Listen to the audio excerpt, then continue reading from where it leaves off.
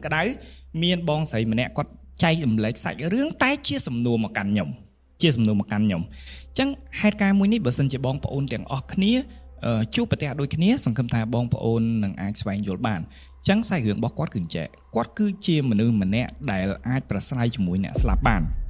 តើការប្រស្រ័យរបស់គាត់គឺបែបណាការប្រស្រ័យរបស់គាត់គឺជាការយល់សប្តិដោយឃើញអមនុស្សណាម្នាក់ដែលបានចែកឋានហើយមករកគាត់ករណីដែលគាត់បានចែកម្លែកគឺមាន3អញ្ចឹងខ្ញុំនឹងរៀបរាប់នៅករណីទាំង3ហើយខ្ញុំនឹងផ្ដល់ចម្លើយទៅអ្នកទាំងអស់គ្នាវិញថាតើនេះជាអ្វីបញ្ជាក់ខ្ញុំមិនអ្នកចេះទេគ្រាន់តែដឹងเนาะអញ្ចឹងបងស្រីគាត់មានមនុស្សម្នាក់ដែលគាត់ស្គាល់បាទជាភេទស្រីជាមិត្តភក្តិហើយយើងរាប់ថាមិត្តភក្តិចុះគាត់បានស្លាប់អស់បនហើយអាយុសង្ខាររបស់គាត់ត្រូវបានបញ្ចប់ក្រោយគាត់ស្លាប់6ខែគាត់បានមកបញ្យល់សពគាត់បុគ្គលដែលស្លាប់ហ្នឹងបានមកបញ្យល់សពគាត់ប៉ុន្តែសួរថាតើបុគ្គលស្លាប់ហ្នឹងជាសាច់ញាតិគាត់មិនមែនទេត្រឹមតែជាអ្នកស្គាល់គ្នាអញ្ចឹងអ្វីដែលគាត់បានមកបញ្យល់សពហ្នឹងគឺជួយប្រាប់សាច់ញាតិគាត់ផងថាគាត់ចង់ញ៉ាំអានេះគាត់ចង់ញ៉ាំអានោះកុំភ្លេចទិញអារបស់អស់ហ្នឹងមកសែនគាត់ផងហ្នឹងហើយនេះគឺជាហេតុការណ៍ទី1ហើយអ្វីដែលគាត់បានចាប់អារម្មណ៍គឺគ្រប់ពេលដែលបងស្រីមកបង្ហាញគាត់បងស្រីដែលស្លាប់ហ្នឹងមកបង្ហាញគាត់នៅក្នុងសុបិនគាត់តែងតែឃើញមនុស្សម្នាក់ខ្មៅនៅឈរចិត្តបងស្រីនឹងរហូតនេះគឺជាករណីទី1ករណីទី2គឺយើងនិយាយអំពីដល់ការស្លាប់របស់ម្ដាយមិត្តភក្តិរបស់គាត់អញ្ចឹងម្ដាយរបស់មិត្តភក្តិរបស់គាត់មានស្រុកកំណើតនៅស្រុកគិរីវង្សដែលគាត់មិនដែលសោះទៅជន់ទឹកដីហ្នឹងដែលគាត់មិនដែលសោះបានចូលរួមពិធីបុណ្យមិនដែលសោះបានឡើងចែកដីរបស់ម្ដាយគាត់មិនដែលសោះទៅក្នុងបរិវេណហ្នឹងអញ្ចឹងបានន័យថាផ្ទាំងសតទេតែម្ដងមានថ្ងៃមួយគាត់បានយល់សពឃើញម្ដាយមិត្តភក្តិរបស់គាត់ដែលគាត់អស់បនប្រហែលជា5ឆ្នាំហើយអញ្ចឹងគាត់យល់សពឃើញម្ដាយរបស់មិត្តភក្តិរបស់គាត់ដំបូងគាត់អត់ដឹងថាជាម្ដាយរបស់មិត្តភក្តិគាត់ទេគាត់ឃើញមនុស្សស្រីម្នាក់រៀងចាស់អូភឺអត់មានមុខទេអត់ឃើញមុខទេរៀងភលអញ្ចឹងទៅច្អល់ទៅទិស1នៅពេលដែលគាត់កលេចមើលទៅតាមទិសដៅរបស់ម្នាក់ស្រីអ៊ំស្រីដែលនៅក្នុងយុសពមួយហ្នឹងគាត់បានឃើញមិត្តភក្តិរបស់គាត់ឈរនៅពីមុខចែកដីមួយគាត់បានមើលឃើញស្ថានភាពទាំងអស់របស់ចែកដីហ្នឹងថាកន្លែងណាខ្លះពណ៌អីគេបែកបាក់បែបណាអីបែបណាហើយបច្ចៈផងដែរគឺគាត់ស្គាល់មិត្តភក្តិរបស់គាត់ហ្នឹងហើយច្បាស់ហ្មងព្រោះបង្ហាញមុខច្បាស់មែនតើហើយភ្ជាប់ដោយសម្លេងមួយថាកុំភ្លេចយករបស់នេះរបស់នោះទៅសែនម៉ែផងប្រាប់ឲ្យកូនខ្ញុំហ្នឹងទៅសែនម៉ាក់ឲ្យខ្ញុំផងឲ្យមកអឺតខ្ញុំផងគាត់បានភ្ញាក់ពីដំណេកគាត់ក៏យកដំណឹងមួយហ្នឹងទៅប្រាប់មិត្តភក្តិរបស់គាត់ថាឯងយល់សពឃើញចេះឃើញអ៊ំស្រីមួយច្អល់ឃើញអ្នកឯងហ្នឹងឈរនៅមុខចែកដីឡើងអញ្ចឹងទៅមិត្តភក្តិរបស់គាត់បានមានសំណួរចោទទៅគាត់ថាចែកដីហ្នឹងរៀងម៉េចគាត់បានរៀបរាប់ពីសន្តានចែកដីលក្ខនឹងលក្ខក្នុងន័យមួយដែលលំអិតដែលមិត្តភក្តិរបស់គាត់គ្រាន់តែឮហើយ confirm 100%ឯកភាព 100% ថានោះគឺជាចែកដីរបស់ម្ដាយរបស់គាត់ដែលនៅក្នុងស្រុកគិរីវង្សនឹងឯងហេតុផលគឺដោយសារតែគាត់អត់សូវចូលចិត្តទៅវត្តទេហើយចែកដីមួយនោះគឺស្ថិតនៅក្នុងវត្តដូច្នេះហើយទៅធ្វើឲ្យមានការអាក់ខាននៅក្នុងការទៅសែនទៅសួរសុខទុក្ខម្ដាយនៅឯចែកដីជាដើមឡាអញ្ចឹងហើយពីពេលនោះមកមិត្តភក្តិរបស់គាត់ក៏ចាប់ផ្ដើមយកទៅគេហៅថាទៅលេងម្ដាយរបស់គាត់នៅចែកដីយករបស់ល្អៗទៅសែនឲ្យម្ដាយរបស់គាត់ហើយករណីទី3គឺអញ្ចេះម្ដាយក្មេករបស់ពូគាត់ហៅថាម៉ាបានចែកឋានប្រហែលជា2ឆ្នាំមិនជាប់សាច់ឈាមទេពូរបស់គាត់មានម្ដាយក្មេកអញ្ចឹងសាច់ដតីឲ្យសុទ្ធតែម្ដងអត់មានជាប់សាច់ឈាមតែតលតែសោះបានខូចរយៈពេល2ឆ្នាំហើយដោយការឈឺធ្ងន់មែនតើហើយក៏អស់ជារៀតពៀតនិយាយចេះវិញដោយករណីជារៀតពៀតក្រោយគាត់ស្លាប់បាន1ឆ្នាំគាត់តែងតែមកបញ្យល់សពគាត់ថា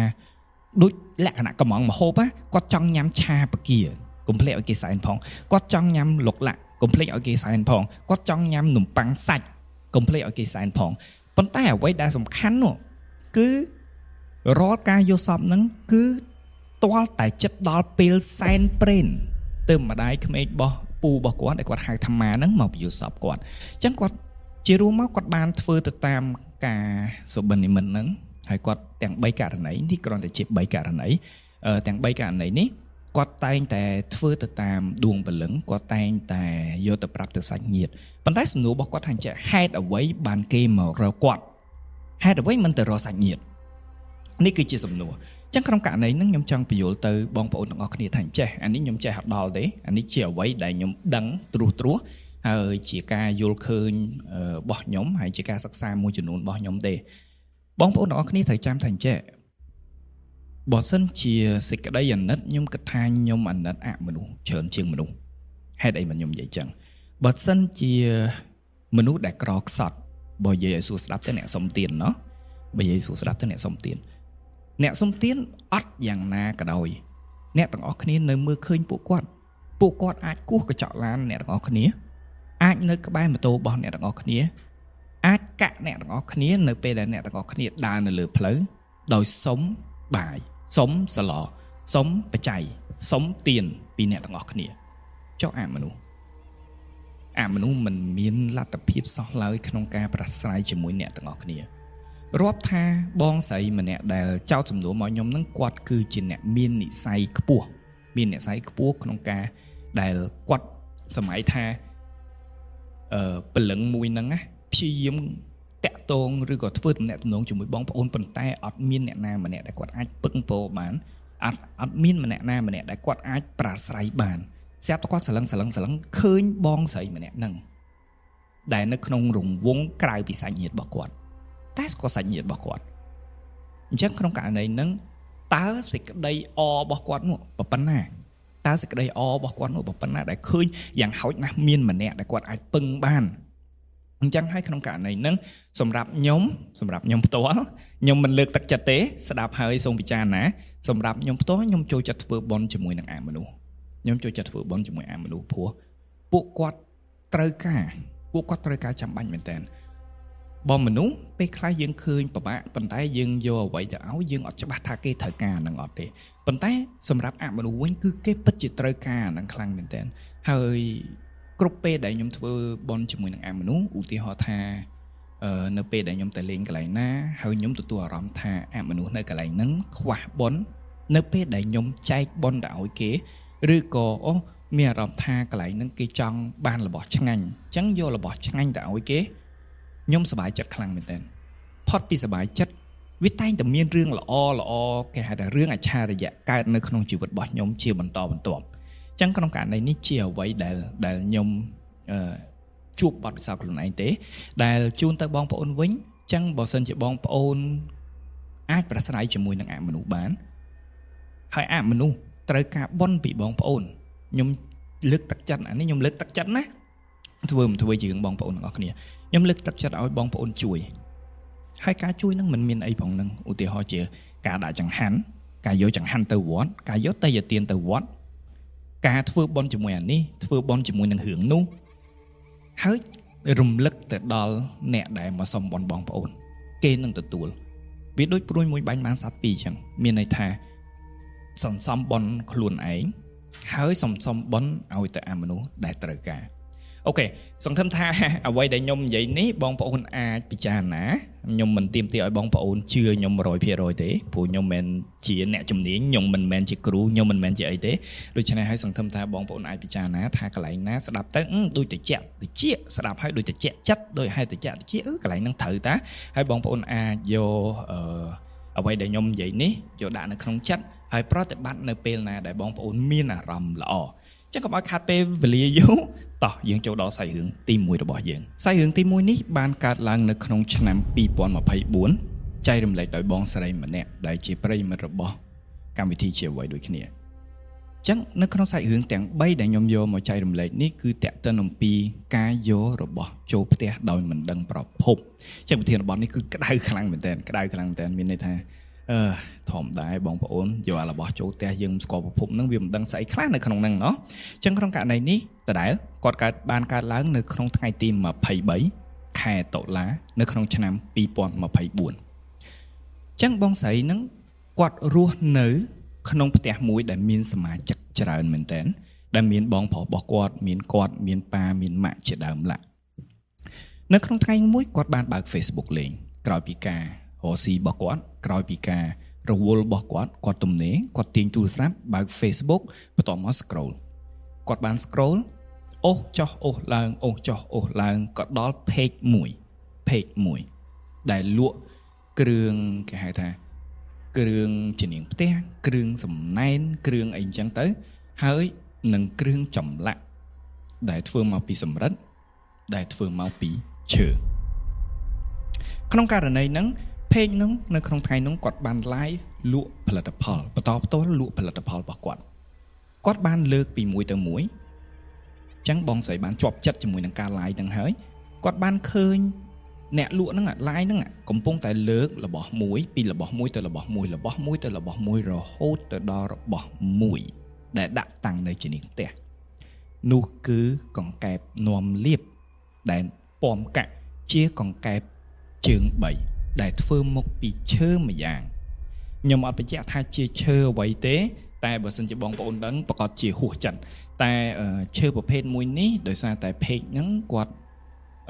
បានន័យថាជំនាញទៅលើឈើមួយហ្នឹងអញ្ចឹងហើយបងស្រីគាត់ស្នើសុំមិនឲ្យបញ្ចេញទេថាឈើប្រភេទនេះជាឈើប្រភេទអ្វីអញ្ចឹងព្រោះដោយសារតែបើខ្ញុំបញ្ចេញទៅបងប្អូននឹងដឹងថាមានឱកាសខ្ពស់នឹងអាចស្វែងរកឈើភេកមួយនឹងឃើញហើយអញ្ចឹងជាការប៉ះទង្គិចដោយអត្ថប្រយោជន៍ផ្ទាល់ខ្លួនណាមួយអញ្ចឹងយើងសុខចិត្តលាក់ចោះអញ្ចឹងក្រោយពីការលើកកង្កែបជើង3មួយគូនេះឡើងមកបងស្រីស្រាប់គាត់មានអារម្មណ៍ថាចាប់ចិត្តមែនតើឃើញភ្លាមស្រឡាញ់ភ្លាមគាត់ថាគាត់ឃើញភ្លាមស្រឡាញ់ភ្លាមទាំងគាត់មិនថាម៉េចជាមនុស្សម្នាក់ដែលមិនសូវចូលចិត្តទៅលើអារឿងអស់ហ្នឹងណាប៉ុន្តែវិច័យដល់អីគាត់ឃើញហើយគាត់ស្រឡាញ់គាត់ប៉ែតទៅគាត់ក៏តម្លាក់លេខតម្លាក់ទូរស័ព្ទលេខទូរស័ព្ទតម្លាក់ទីតាំងក្រោមតម្លៃមួយគូហ្នឹងក្នុងតម្លៃ 65,000 រៀលគាត់សប្បាយចិត្តខ្លាំងមែនទែនហើយអ្វីៗត្រូវបានបញ្ចប់នៅក្នុងថ្ងៃហ្នឹងគាត់ធ្វើការធម្មតាគាត់សម្រាកធម្មតាព្រឹកឡើងគឺចំថ្ងៃសិលតែម្ដង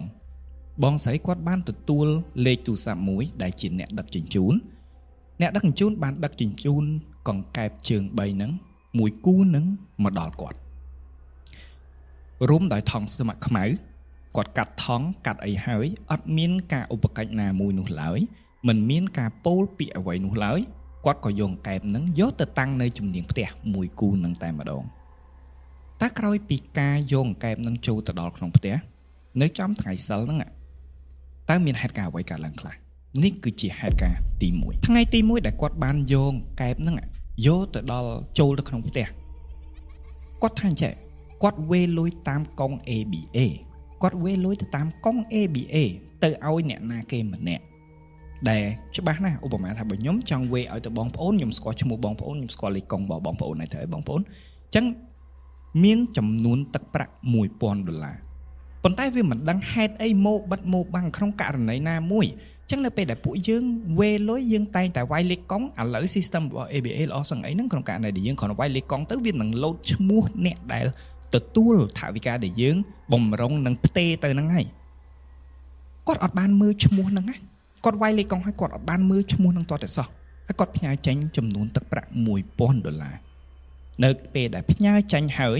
ស្រាប់តែលោតឈ្មោះចេញមកមិនមែនជាឈ្មោះដែលជាគោលដៅនៃការផ្ញើរបស់គាត់គ្រាន់តែឃើញភ្លាមដែលជាមនុស្សចិត្តផ្ចង់ដែលជាមនុស្សរស់ស៊ីជាមួយនឹងលុយអញ្ចឹងមិនងាយវាឱកាសទៀតមែនតើមិនមែនមានន័យថាគាត់មិនអាចមិនច្រឡំបានទេគាត់អាចច្រឡំប៉ុន្តែឱកាសហ្នឹងវាស្ដួយស្ដើងមែនតើណាព្រោះគាត់រស់ស៊ីជាមួយលុយប៉ុន្តែដងនេះបែរជាគាត់ធ្វេសប្រហែសមកបាត់មកបាំងបែបណាដែលគាត់វេលុយចេញ$1,000ទៅ account មួយដែលមិនមែនជាគោលដៅរបស់គាត់ឃើញភ្លាមគាត់ស្លន់ស្លោលុយក្នុងបរិមាណធំមែនតើស្លន់ស្លោអញ្ចឹងហើយគាត់បានទេស្កាត់ទៅខាង ABA ដើម្បីឲ្យជួយប្រតិបត្តិការដើម្បីស្វែងរកឈ្មោះករណីហ្នឹងហើយគាត់បានទេតាក់ទងឡើងឡាប៉ុន្តែលទ្ធផលយ៉ាងណានោះគាត់មិនបានបញ្ជាក់នោះទេនេះគឺជាហេតុការណ៍ទី1នៅថ្ងៃទី1ដែលយកកែបជាង3ហ្នឹងចូលមកផ្ទះហេតុការណ៍ទី2បងប្រុសរបស់គាត់ដែលនៅផ្ទះជាមួយគ្នា nhóm đáp giải hướng bọc quạt hơi nhóm sau là một tha bong phổ bọc quạt hồ si kháng thân này hộp lùi nếp xa tới cho miền này tham mách xâm đáp bong phổ ôn tầng ọc nia đại quạt ở squad lùi hộp nâng bàn này tha ca phẹ trăm ngày bộ mà tha bong phổ ôn xây mà $1 ca phẹ $1 nực nóng mùi ngày mùi phẹ rối nực xôn cho xôn mùi nực nóng mùi ngày của thế hạt chẳng xôn cho xôn cho mùi nực nóng mùi ngày chẳng trong cả này nâng tha bộ này ọc nia xây đập trăm ngày cứ ca phẹ $10 cứ chả chẳng tại đó nâng cái hai thằng lùi hộp và hai chỉ quạt hồ si lùi hộp còn tay sóc mà nè đại xây lôi quát trăm tài $250 mùi liên riêng bắt đầm năng xuân chẳng hay quát chi yếm hổ đo ngày đo khai ấy ót miên bàn từ tu lùi năng mà quánh quát chi yếm cả quát chi yếm hổ ấy hơi phần tay đầm năng nút cuối sau đáy tròn tha mà cha ở vậy đại chi chậm lại mà quát bánh cứ lùi năng cứ bạt bong này mà rồi cứ bạt bong mình dục một quỳnh bàn ní cứ chỉ hạt cả tỷ pì cho đó hạt cả tỷ 7បងស្រីគាត់ប្រាប់តែអញ្ចឹងនៅថ្ងៃបន្ទាប់ជាថ្ងៃទី3គាត់បានដើរមកពីផ្សារបងស្រីគឺជាមនុស្សល្វីសល្វីខ្លាំងមែនទែនប៉ុន្តែវាមិនដឹងថាចង្រៃអីនៅក្នុងថ្ងៃហ្នឹងនៅពេលដែលគាត់កំពុងតែដើរមកពីផ្សារស្រាប់តែមានម៉ូតូកង់3តុកកង់3មួយដាច់ហ្វ្រាំងមកពីណាក្នុងល្បឿនលឿនមែនទែនហោះតែម្ដងរហូតដល់ប៊ីសបុកគាត់ណាសំណាងល្អមែនទែនដែលគាត់លឺសំឡេងបានន័យថាហ្គាខុសធម្មតាគាត់ក៏លេងមកក្រោយនៅពេលដែលគាត់ក៏លេងមកក្រោយមកមើលឃើញស្ថានភាពមួយហ្នឹង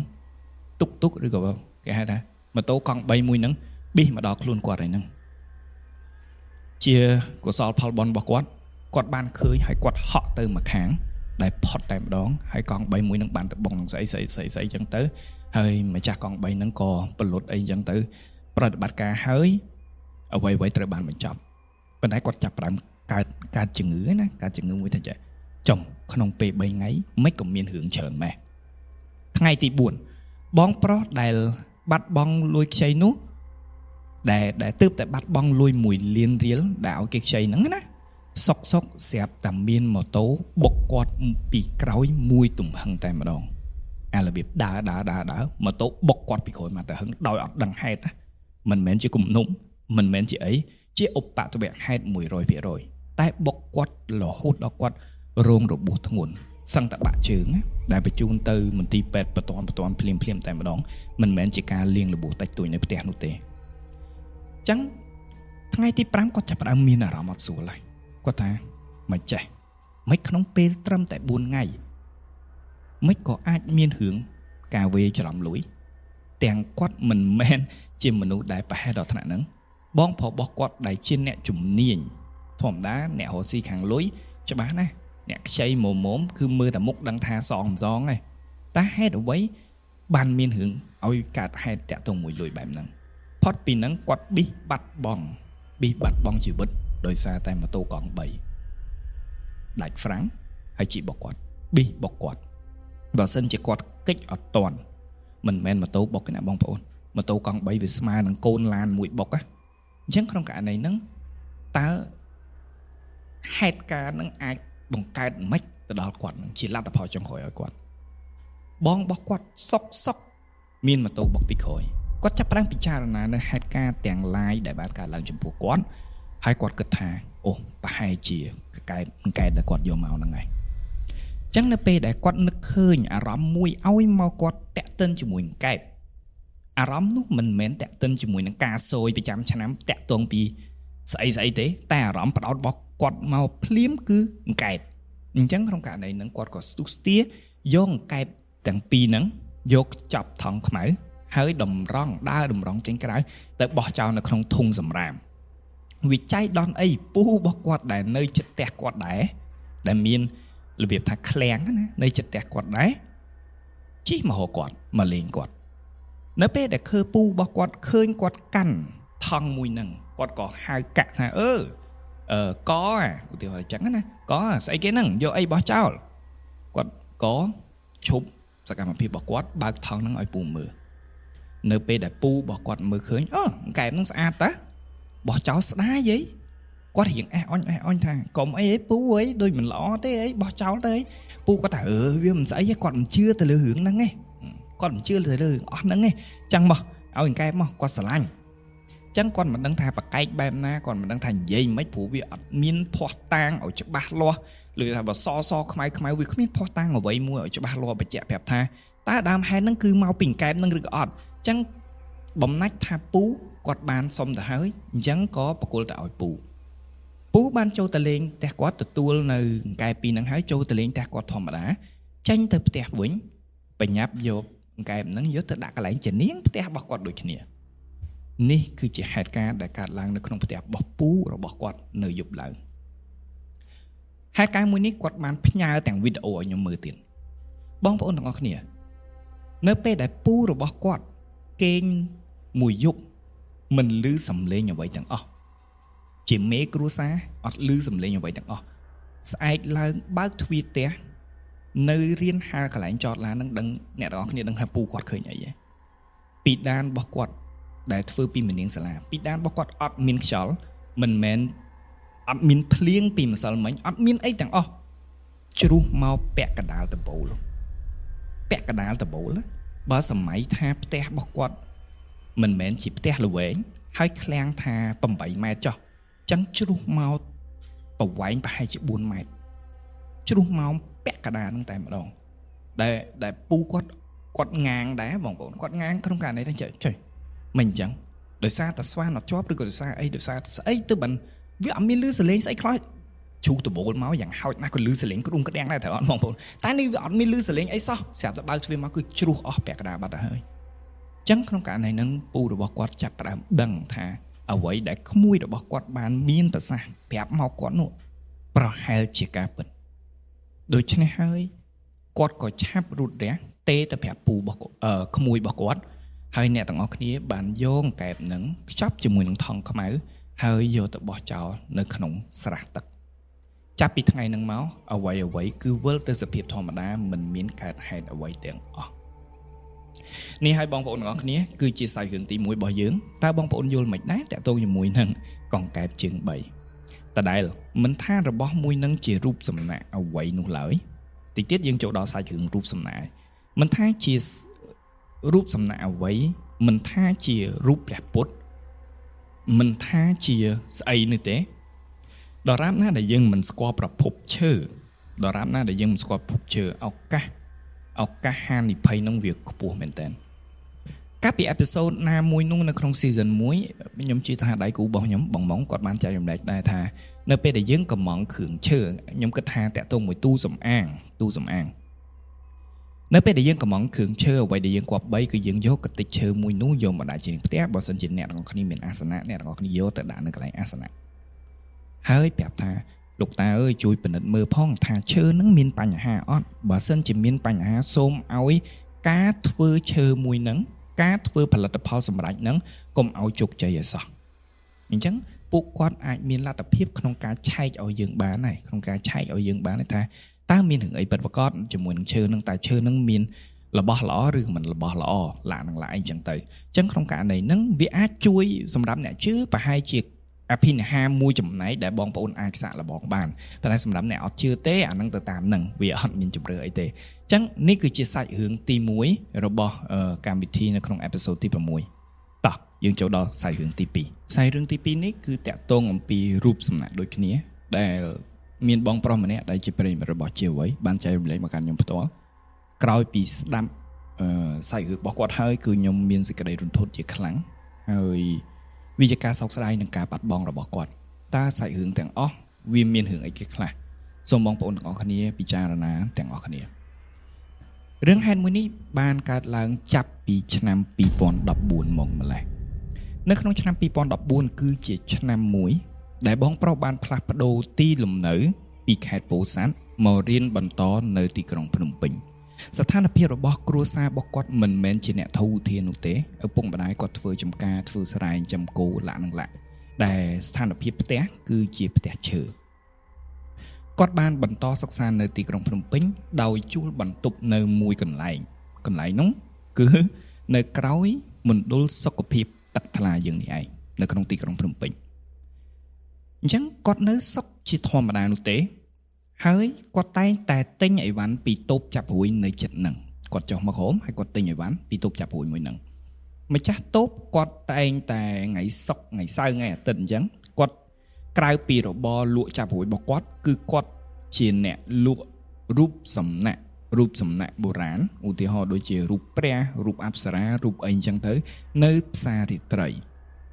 ដោយសារតែអាជីវកម្មរបស់គាត់មិនដើរមិនល្អគាត់ក៏ឈប់លក់នៅផ្សាររាត្រីហើយប្រមូលអីវ៉ាន់ទាំងអស់មកកាន់កន្លែងលក់ចាប់រួយរបស់គាត់បងប្រុសដោយសារតែជាអតិថិជនញឹកញយជាអតិថិជនស្មោះត្រង់របស់តូបចាប់រួយមួយហ្នឹងចឹងគាត់តែងតែទិញស្ករប៊ីចេងអំបិលសាប៊ូកក់សក់ថ្នាំដុសធ្មេញអីជាដើមពីតូបមួយហ្នឹងមានថ្ងៃមួយនៅពេលដែលគាត់ដើរចូលទៅក្នុងតូបមួយហ្នឹងគាត់បានប្រទះភ្នែកជាមួយនឹងរូបសំណាក់មួយនោះគឺជារូបព្រះកណេសគឺព្រះដែលមានប្រកាសជាដំរីដែលធ្វើពីឈើល្អមួយខ្មៅក្រឹបតែម្ដងអញ្ចឹងខ្ញុំសន្មតថាឈើកញ្ញូងចោះណោះ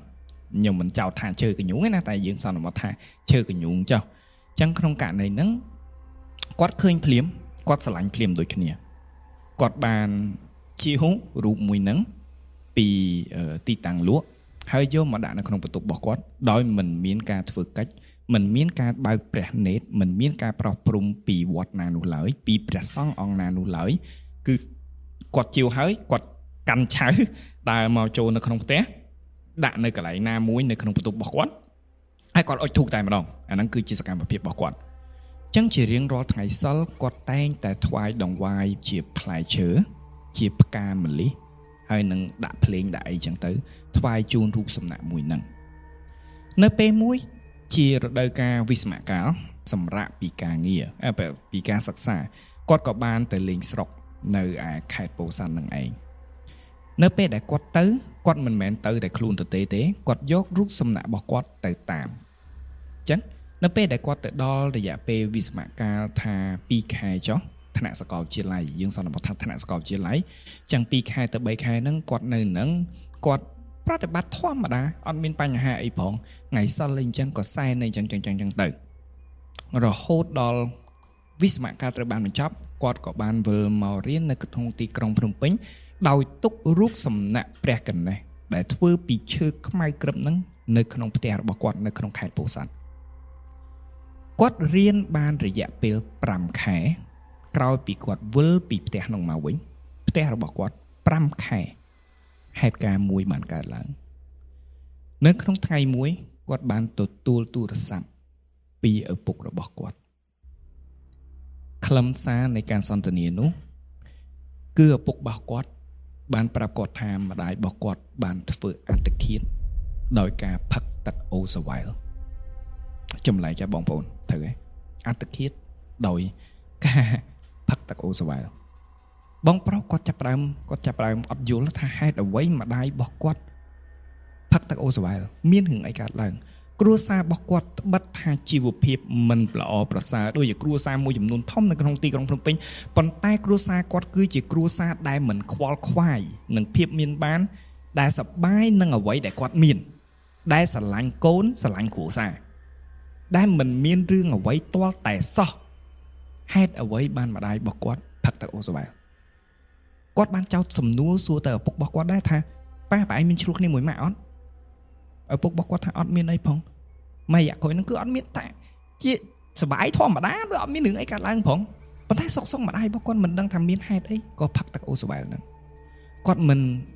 រុញរាទេគាត់បញ្ញាប្រមូលអីវ៉ាន់ឡើងទៅខេត្តទៅមើលម្ដាយរបស់គាត់នៅតាមផ្លូវគាត់បានទេទៅឪពុករបស់គាត់ដើម្បីសួរស្ថានភាពរបស់ម្ដាយរបស់គាត់ហើយឪពុករបស់គាត់ថាអត់អីទេគាត់បានជូនទៅពេទ្យបង្អែកហើយដើម្បីលាងកាពះពោះវៀនឲ្យសម្អាតឲ្យផុតចេញពីទឹកអូសវ៉ែលមួយហ្នឹង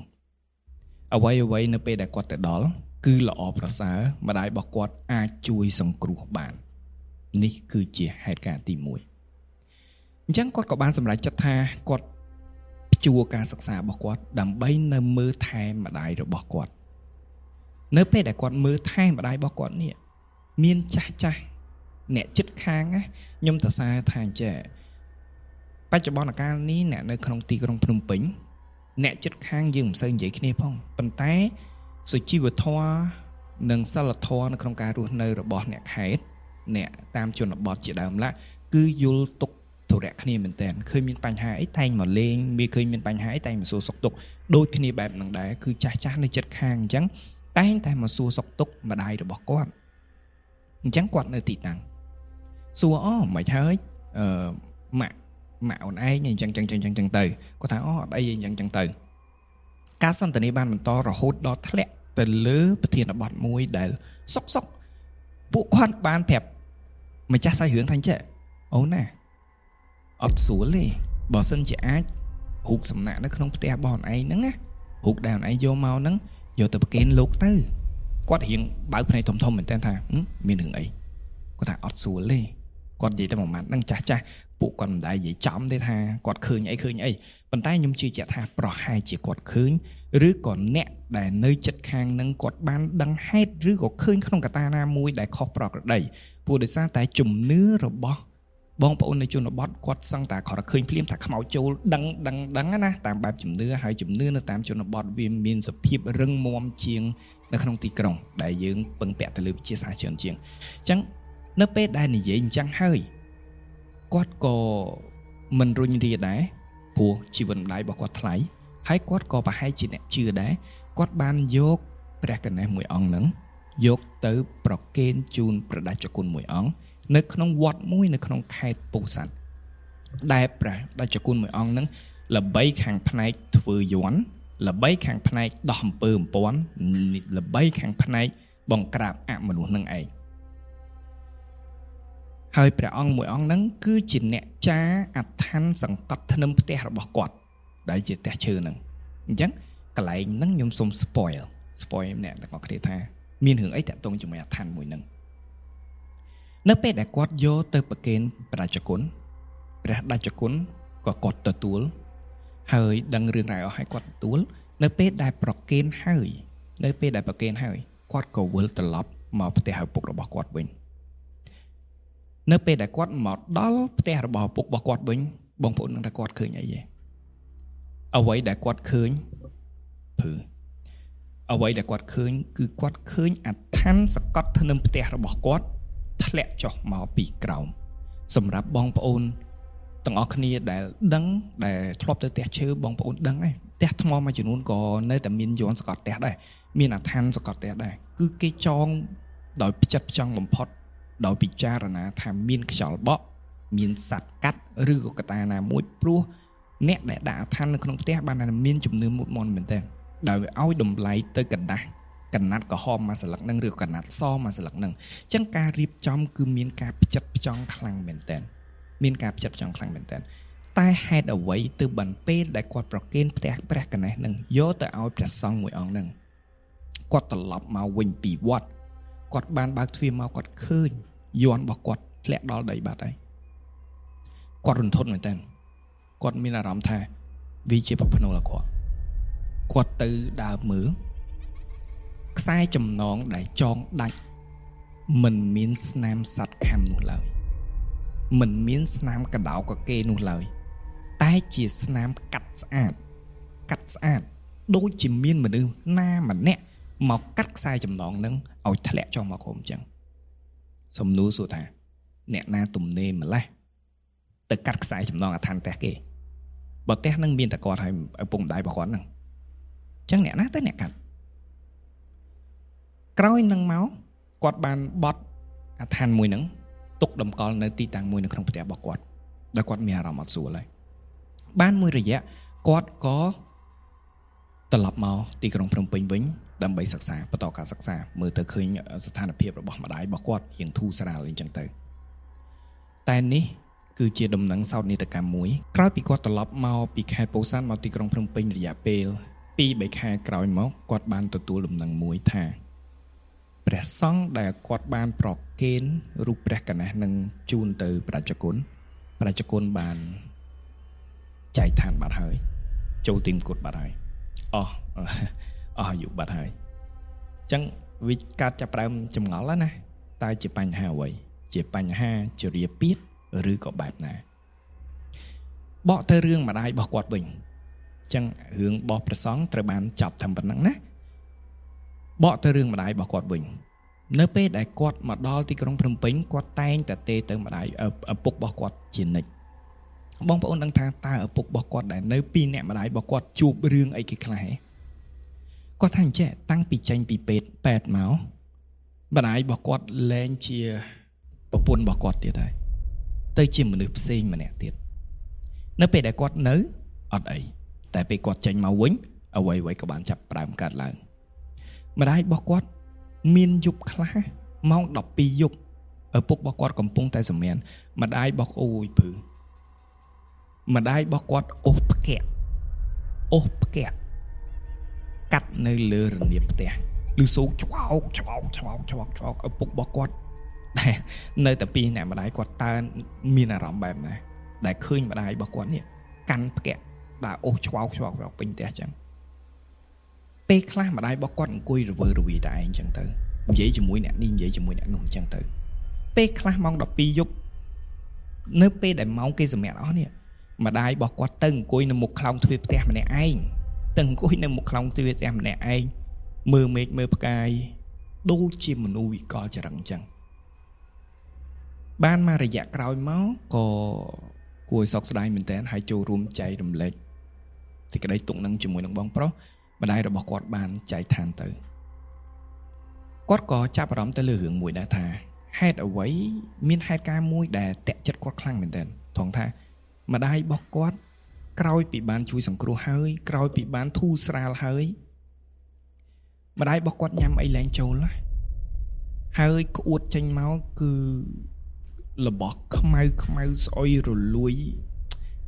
ស្អុយខ្លាំងមែនតើណារបស់ខ្មៅគាត់ក្អួតមកជាកំអែលមិនមែនជាទឹកមាត់មិនមែនជាទឹកកាពះមិនមែនទេវាដូចជាគួរនិយាយថាម៉េចទៅបងប្អូនវាដូចគ្រឿងក្នុងអាលួយចេញមកអញ្ចឹងណាខ្ជាក់ចេញមកណាដែលកន្លែងហ្នឹងយើងអាចចោទថាដោយសារគាត់លេបទឹកអូសវ៉ែលអញ្ចឹងហើយវាកាត់កាពះប៉ុន្តែក្នុងករណីហ្នឹងដែរថា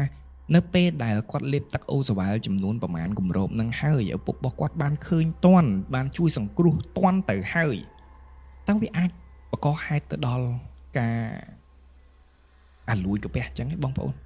អានេះខ្ញុំអត់ដឹងណាអញ្ចឹងបើសិនជាខាងពេទ្យអាច comment ពីក្រោមឲ្យបញ្យល់ខ្ញុំពីករណីមួយហ្នឹងផងតើវាអាចអាលួយកាពះអត់បើសិនជាធម្មតានៅពេលយើងជួយសង្គ្រោះហើយយើងចាប់ផ្ដើមដាក់សេរ៉ូមលាងឬក៏ក្នុងករណីហ្នឹងយើងចាប់ផ្ដើមសុងលាងបាញ់លាងធ្វើម៉េចឲ្យវាស្អាតនៅក្នុងខ្លួនរបស់យើងមិនអញ្ចឹងទេយើងញ៉ាំទឹកឲ្យច្រើនណាវាដើម្បីឲ្យវាជំរុះឲ្យអស់ពីជាតិអាស៊ីតជាតិកាត់ហ្នឹងហើយប៉ុន្តែហេតុអ្វីបានជាម្ដាយរបស់គាត់នៅតែបន្តក្អួតចង្អោរហើយគាត់ថាក្លិនដែលចេញមកគឺស្អុយខ្លាំងមែនទែនក្រោយពីម្ដាយរបស់គាត់ចែកឋានហើយគាត់ចាប់ផ្ដើមមានអារម្មណ៍អត់ស្រួលដូចគ្នាដូច្នេះហើយគាត់ក៏បានរកគ្រូខ្មែរខ្លាំងប៉ាកែម្នាក់ដែលល្បីឈ្មោះម្នាក់នៅក្នុងតំបន់របស់គាត់ឲ្យមកជួយមើលផ្ទះរបស់គាត់គ្រូដែលបានមកដល់ក្រោយពីគុណគូមើលឲ្យអស់ហើយប្រហែលជាគាត់មានផ្នែកទឹកក្នុងការប្រស្រ័យឬអីអញ្ចឹងគាត់បានប្រាប់ទៅបងជាម្ចាស់សាយរឿងនឹងថាអញ្ចេះនៅក្នុងផ្ទះមួយនេះមានព្រាយចំនួន2ព្រាយប្រុសនិងព្រាយស្រីដែលព្រាយប្រុសកើតមកពីមដំរីហើយព្រាយស្រីគឺស្ថិតនៅក្នុងព្រះកណេសមួយនឹងឯងព្រាយទាំងពីរនឹងព្យាយាមវាយដណ្ដើមផ្ទះរបស់គាត់ដោយកាន់កាប់ពាក់កណ្ដាលម្នាក់ពាក់កណ្ដាលមុខខាងព្រាយស្រីអញ្ចឹងណាពាក់កណ្ដាលក្រោយគឺព្រាយប្រុសអញ្ចឹងទៅគាត់ឮបែបហ្នឹងហើយគាត់មានសេចក្តីរន្ធត់ខ្លាំងមែនទែនថាហេតុអ្វីបានរូបសំណាកព្រះមានព្រាយកាន់ក្នុងករណីហ្នឹងគ្រូក៏បានប្រាប់ទៅគាត់ដែរថាព្រះដាច់ចគុណដែលបានអស់ភាសាហើយនោះបានបញ្ចប់ភាសារបស់គាត់ដោយការបាត់បង់ជីវិតនោះមិនមែនជាជរាពាធទេមិនមែនជាជំងឺទេតែដោយសារតែព្រាយមួយនឹងកាត់យកម្ដាយរបស់គាត់បានអស់ដោយសារតែបានអស់បុណ្យដោយសារតែព្រាយមួយនឹងបានស៊ីក្នុងម្ដាយគាត់ឡើងអញ្ចឹងទៅតែធ្វើឲ្យម្ដាយរបស់គាត់នឹងអស់ជីវិតដូចគ្នាហើយព្រលឹងរបស់ម្ដាយរបស់គាត់មិនអាចទៅចាប់ជាតិបានវិលវល់ហើយខ្លាចជាបរិវាររបស់ព្រាយមួយនឹងគាត់បានប្រាប់ថានៅពេលដែលឮថាមកដំរីគាត់ងាកទៅសួរឪពុករបស់គាត់ថានៅមានតាក់ទងអីមួយមកដំរីវាថ្មីជ្រើងហ្មងបងប្អូននៅក្នុងខេត្តពោធិ៍សោតសុកគ្រូនិយាយថាព្រាយមកដំរីមកពីណា ត្រូវឯងបងប្អូនព្រីប្រុសមកដំរីមកពីណាឪពុករបស់គាត់ថាពិតជាមានមែនមូលហេតុដោយសារតែនៅក្នុងផ្ទះរបស់គាត់នៅពេលដែលគាត់ចាប់ផ្ដើមកើតចេញមកគាត់ឃើញទីធ្លារបស់គាត់នឹងវាស្មើធេងហើយប៉ុន្តែធៀបពិតទៅនៅពីក្រោយនឹងគឺមានទួលមួយដែលពីមុនមានមកដំរីមួយដែលគាត់ចេះខាងអាគមអ៊ំអាមគាត់បានស្លាប់នៅទីតាំងកន្លែងទួលហ្នឹងអញ្ចឹងនៅពេលដែលគាត់ស្លាប់នៅពេលដែលគាត់នៅខាងក្រោយហ្នឹងអត់ទាន់មានទួលហ្នឹងទេនៅពេលដែលគាត់ស្លាប់ក៏កើតចេញជាទួលដំបូកមួយនឹងឯង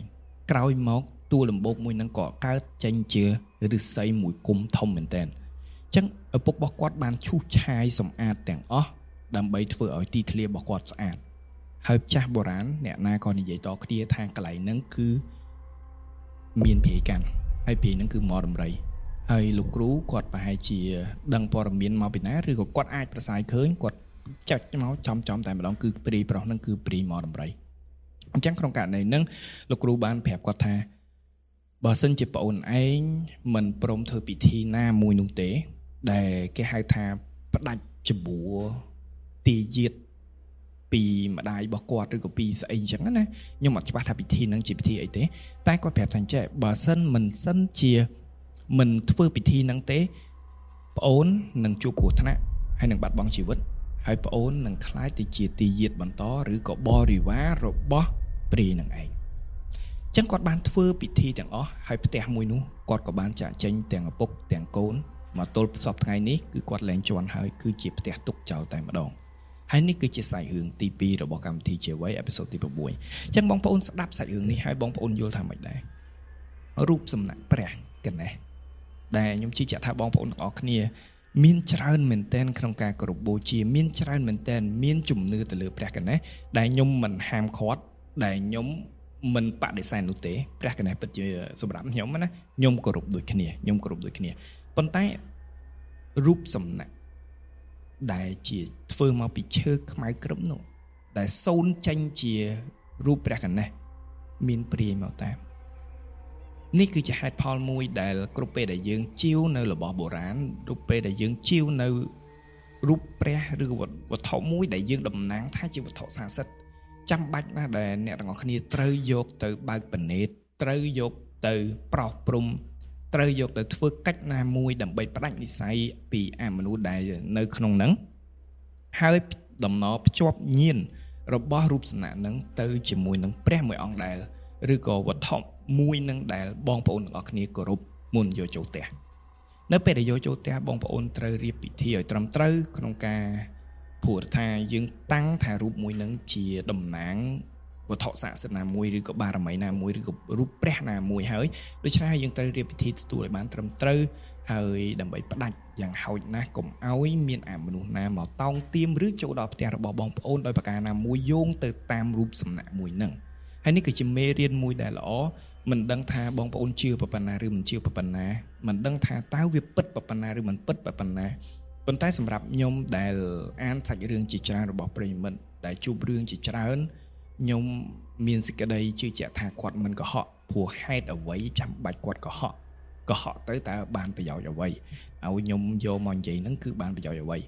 ប៉ុន្តែអ្វីដែលជាគោលបំណងរបស់គាត់គឺគាត់ស្នើសុំឲ្យខ្ញុំចែករំលែកសាច់រឿងនេះទៅដល់បងប្អូនទាំងអស់គ្នាក្នុងគោលបំណងតែមួយគត់គឺ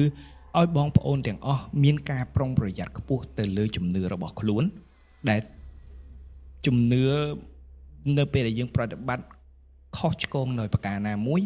វាអាចទាញយើងទៅក្នុងការបាត់បង់អ្វីមួយដែល